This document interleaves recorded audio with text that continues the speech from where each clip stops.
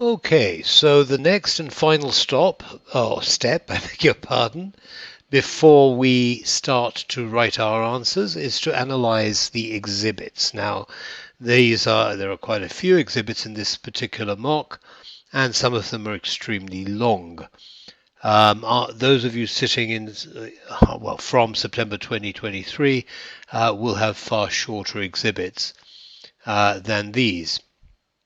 All right, because you have less time in which to analyze them. But essentially, the aim is to spend 45 minutes of your RPRT on analyzing the exhibits. In other words, to kind of take your time, all right? Think about what you've been given. Think about the information. Think about the details. You know, what's going on in the company. The exhibits are given to you for a reason.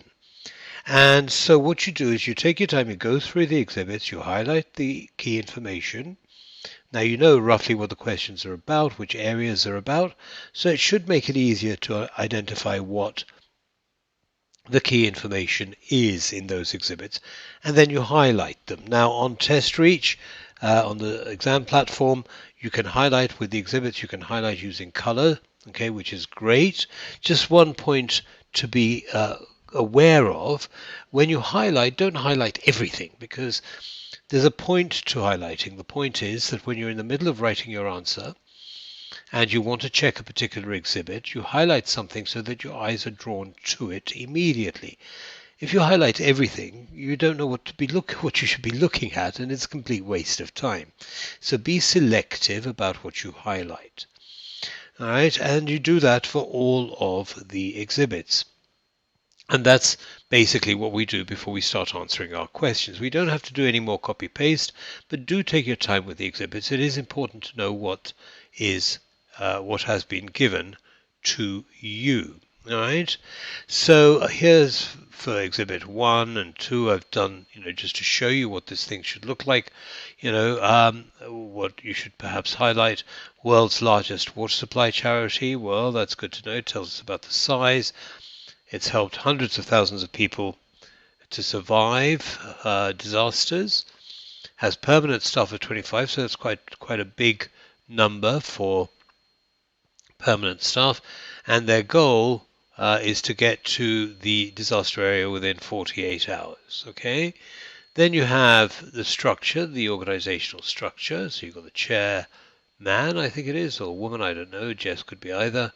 We have some volunteers who are trustees. This is the equivalent, I suppose, of a non-executive director, yeah, in a for-profit company. So you have the chairman or the chairwoman in the for-profit company, and then you have your non-executive directors who report to the chair. And then you have the CEO in a for-profit who is an executive director in a for-profit, remember, but this is not a for-profit, this is an NGO. Okay, it's a not-for-profit. And then we have, let's see, 6 people underneath.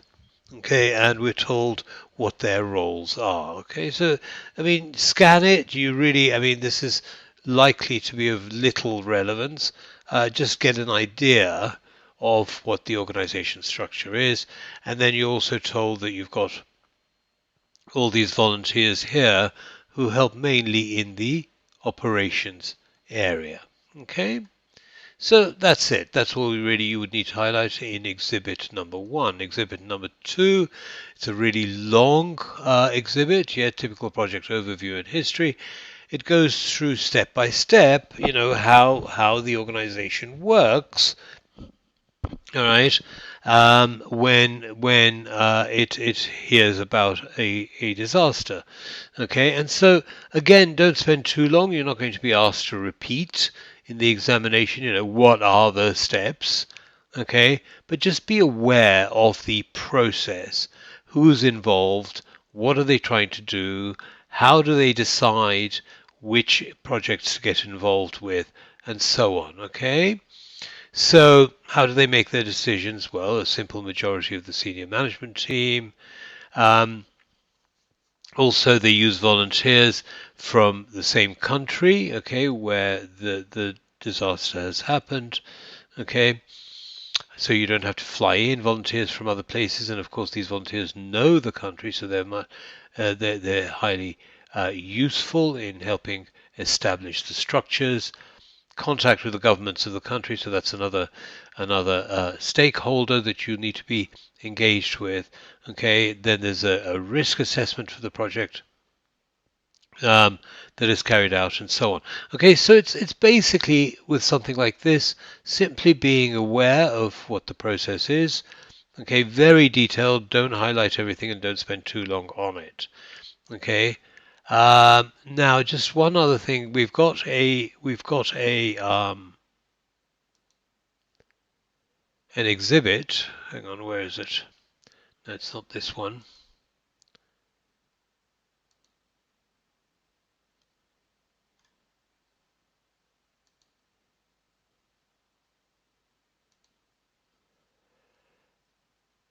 Where's the marks? There it is. It's the last one. It's always the last one you look at. There we go.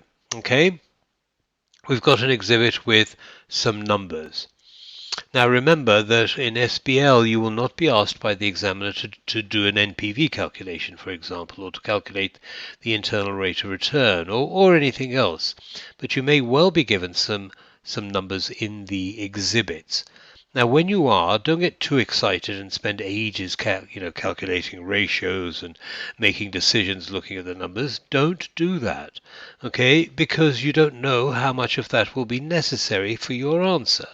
Just be aware that this exhibit is there. Just be aware of what it says, all right? And then close it down, okay? And in this case, it's an NPV calculation. It's a 3-year time horizon, okay? And it's something to do with marketing costs, okay, where we are guaranteed some donations as a result of the marketing behavior. So that's part of our contract. Okay, the discount factor 5% and so on. You can highlight some of the information underneath.